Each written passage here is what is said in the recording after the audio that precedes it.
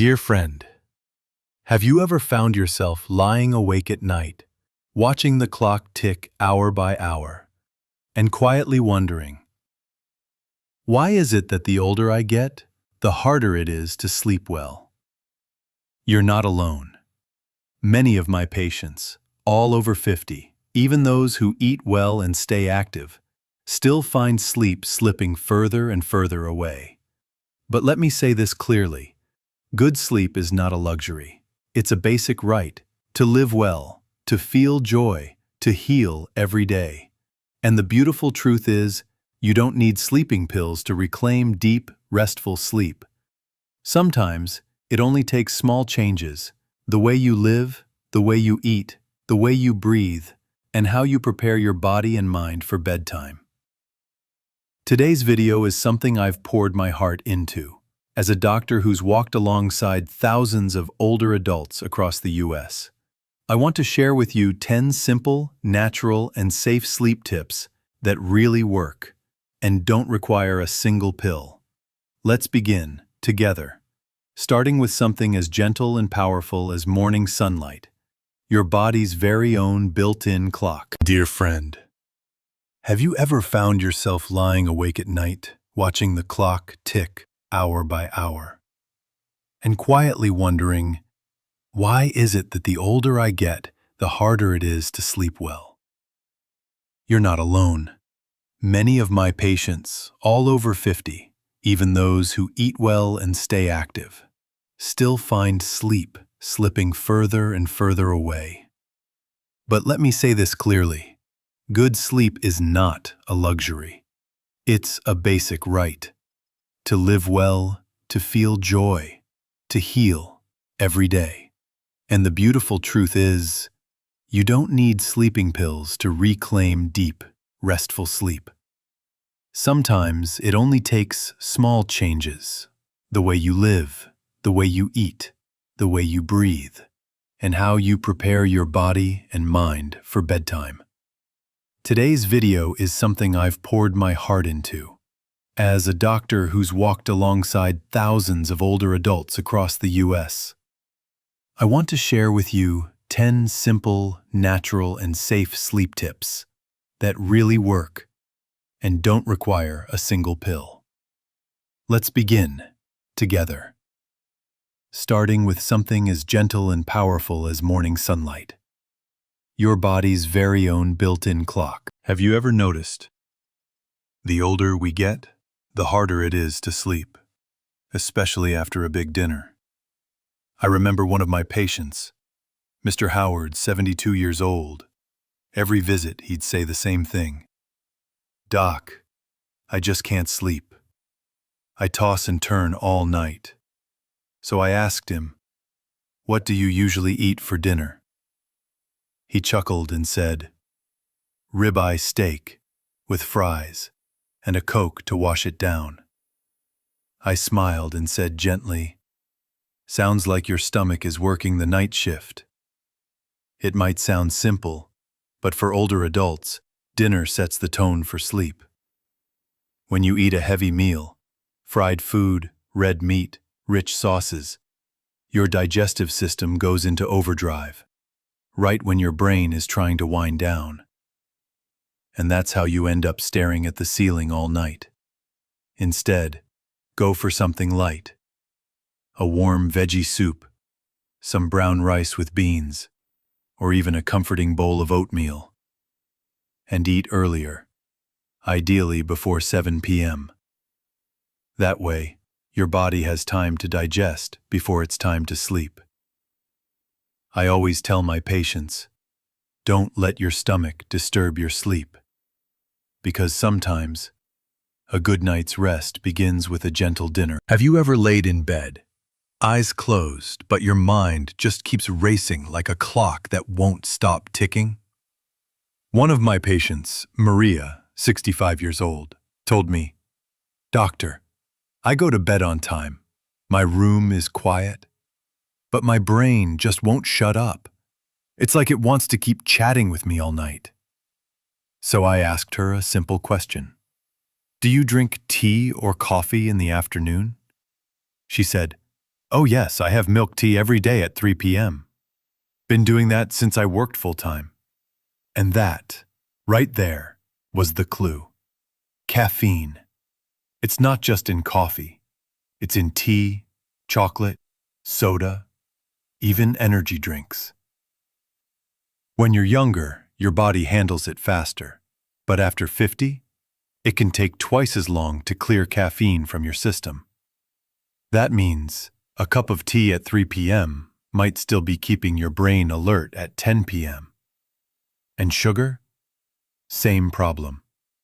It spikes your insulin, makes your body feel on instead of off. A soda or sweet snack in the afternoon might make you crash, but it won't help you sleep. I always tell my patients, after 2 p.m., treat your body like it's getting ready for bed. Switch to water, non-caffeinated herbal tea, or warm lemon water. Gentle, soothing.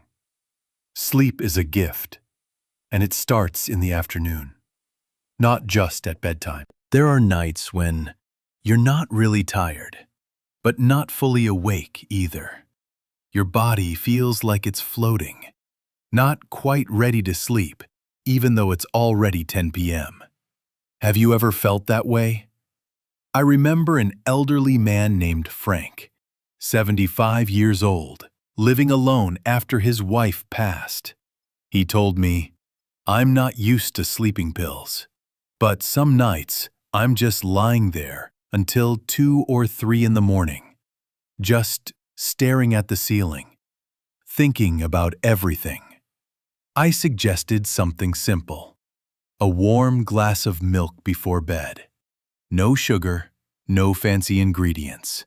Just a gentle moment to tell your body it's time to rest.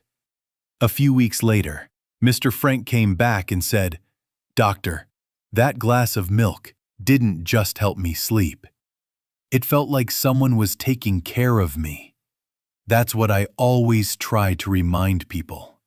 Milk isn't just a drink, it's a ritual, a small act of kindness toward yourself. And if dairy isn't your thing, you can try almond milk or oat milk with added calcium. They're gentle on the stomach too. Or brew a cup of chamomile, lavender, or passion flower tea. Calming herbs proven to ease the nervous system, reduce anxiety, and support natural sleep. You don't need a full cup. Just enough to warm your heart and gently tell your body, "Today is enough. I give myself permission to rest." Have you ever noticed? We prepare so carefully for meals, for doctor's appointments, for social gatherings. But sleep, the thing that literally keeps our brain alive, is often left to chance. I remember an elderly lady once told me, "My bed feels like a cradle of love. But my bedroom? It feels more like a storage room." She wasn't joking. Light poured in through the window, the TV was always on, and the heater made a constant loud hum throughout the night. The truth is, older adults are more sensitive to their sleep environment than we think. Just a bit of light slipping through the curtains or a room that's too warm can lead to light sleep, frequent awakenings, and restless nights.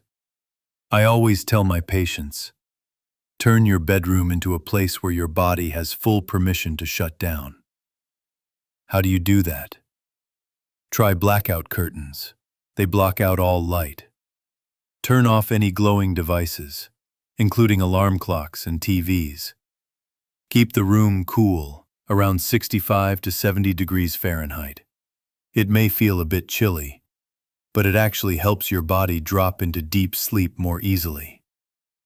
And if your home is noisy, use a white noise machine, or even just a small fan that hums gently in the background. I want you to think of your bedroom as a place to recharge your soul. Don't let it get crowded with light, noise, or unnecessary clutter. A quiet, dark, cool room. That might just be the most healing gift you give yourself every single day. Can I ask you something? Have you ever told yourself, it's Saturday, a little extra sleep won't hurt, or nothing urgent today, I'll catch up on sleep tomorrow? I get it. After a lifetime of working, once we hit our 50s and beyond, we feel like we've earned the right to be free with our schedule. But here's the truth that not many people talk about.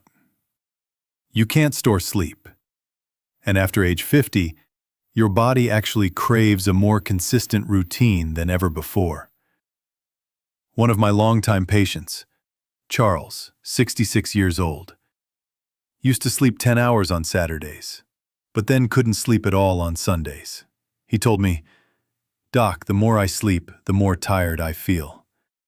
I smiled and said, "That's because your body clock is totally confused."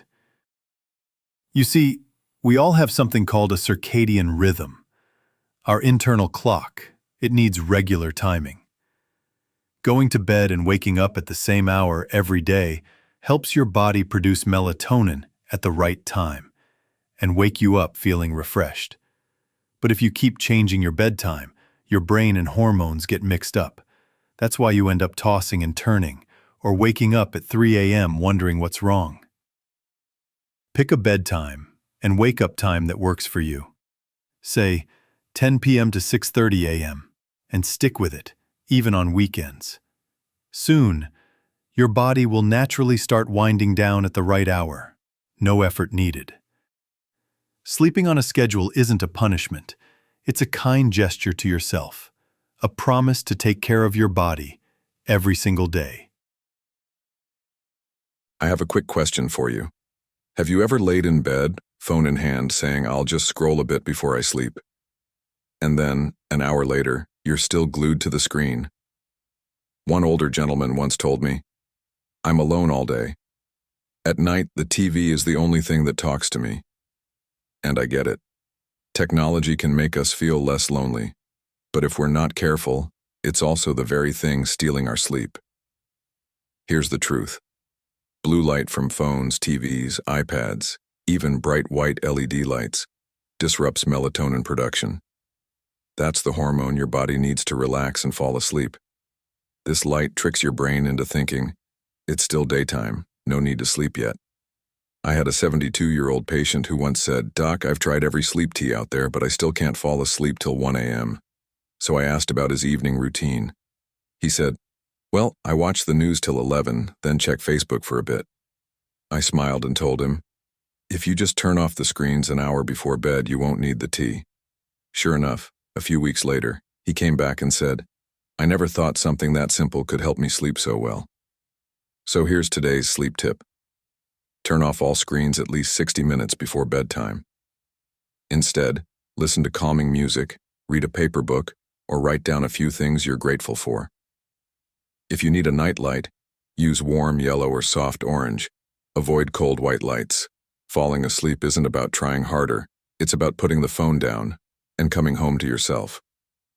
One of the golden sleep tips I often repeat to my older patients is this. If you want to sleep well at night, you have to move a little during the day. I get it. As we get older, moving around isn't as easy as it used to be.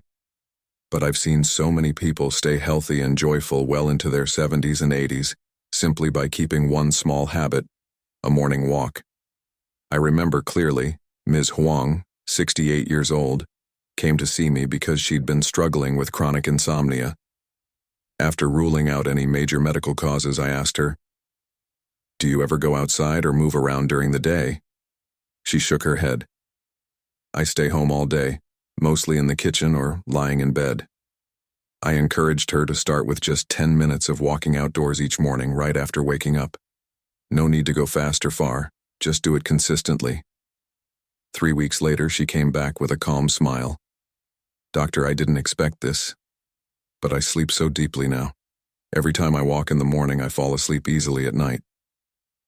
Why does movement help us sleep? Gentle exercise helps your body feel naturally tired, triggering the need for deeper rest at night. Morning sunlight exposure helps reset your body's internal clock. Moving your body also lowers stress and boosts your mood, both of which help you fall asleep easier. Simple suggestions you can try. Walk outside for 10 to 20 minutes in the morning, in your yard, the park, or just around the block. If you use a wheelchair, try seated exercises, gentle shoulder rolls, deep breathing, or chair yoga for seniors. Avoid intense exercise too close to bedtime. Daytime movement is ideal. Remember, good sleep doesn't come from an expensive pillow. It comes from a body that's willing to step into the sunlight and a heart that keeps moving a little every day. I once asked a 75-year-old gentleman in California, "What do you do every night before bed?" He smiled and said, "I write down a few things I'm grateful for, then I fall asleep with a smile." Strange, isn't it? Just a simple habit, a few short lines, can calm the mind, ease anxiety, and gently lead us into a deep, restful sleep. Why does gratitude journaling help you sleep better? When you focus on the good, your brain releases serotonin, a feel-good chemical that helps regulate emotions and promotes sleep. Writing things down helps quiet the mental chatter, especially anxious thoughts from the day. It's a peaceful way to end the day. No doom scrolling, no stress from the news or social media. How to do it? Super simple. Every night before turning off the lights, jot down 3 things you're grateful for. They don't have to be big. It can be as small as, "The sun was out today. I went for a short walk. My granddaughter called. Hearing her voice made me happy. Dinner was warm and tasty. My belly feels content." 3 small things, each day, that water the seeds of happiness in your heart. Bonus tips. Make it a daily bedtime ritual. Pair it with calming music, a candle, or a cup of herbal tea. After a few weeks, you'll likely notice better sleep and brighter mornings. Because sleep isn't just about turning off the lights. It's about gently letting go, with a heart full of gratitude. An elderly lady from Texas once told me, "I used to think sleepless nights were just part of getting older, until my doctor found out I had mild anemia and an underactive thyroid. A few months after adjusting her diet and taking the right medication, her sleep got so much better, without needing any sleeping pills." Why does monitoring your overall health matter so much for sleep, especially after 50? Because sometimes poor sleep isn't just about bad habits. It's your body trying to tell you something deeper. It could be signs of anemia or thyroid problems, diabetes or high blood pressure, sleep apnea, osteoporosis causing back pain or trouble turning in bed, hormonal imbalances, like low estrogen or testosterone. If these root causes go undetected, you might struggle with insomnia for years without knowing the real reason. Here's what older adults should do regularly to keep tabs on their health. Get a full health checkup once or twice a year, including blood tests, thyroid function, blood pressure, heart, and bone health. Use a sleep tracker, like a smartwatch, to monitor how long you sleep and how often you wake up at night. Tell your doctor if you often wake up feeling tired, feel drowsy during the day, or sweat at night. Avoid relying on sleeping pills long-term, especially sedatives or pills shared by others. One key reminder: when it comes to fixing sleep, don't just patch the symptoms. Start at the root. Think of your sleep as a vital sign, just like blood pressure or blood sugar. A deep, steady, restful sleep is a reward. For a body that's being cared for from the inside out, good sleep isn't luck. It's the result of awareness, healthy habits, and being proactive with your well-being. Want to sleep better, feel better, and live with more peace every day? Hit that subscribe button now, because every week, I'll be sharing simple, natural health tips that can gently change your life. Don't just watch, become part of this journey. You're not alone. We're learning to care for our body, mind, and spirit together. Tap subscribe and stay tuned for more videos made especially for midlife and older adults, where better sleep, better health, and inner calm aren't luxuries. They're your birthright.